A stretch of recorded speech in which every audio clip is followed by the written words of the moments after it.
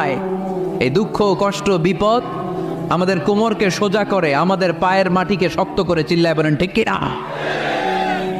প্রতিকূল পরিবেশে কিভাবে বাঁচতে হয় এই দুঃখ কষ্ট আমাদেরকে শিখায়।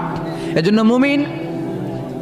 মুমিন বান্দার বৈশিষ্ট্য হচ্ছে দুঃখ কষ্ট বেদনা জ্বালা এগুলোতে সে আপসেট হয় না, সে হাল ছেড়ে দেয় না, সে ভরসা রাখে একজনের উপর। চিল্লায় বলতে হবে তিনি কে? কারণ মুমিন জানে রাত্রি যত গভীর হয় অন্ধকার তমানিসা ভেদ করে সুবহে সাদিক হয়। মুমিন জানে গর্ভবতী নারীর পেটের ব্যথা যেই দিন বাড়তে থাকে ওই দিনই নতুন মেহমান আগমনের সময় ঘনাতে থাকে।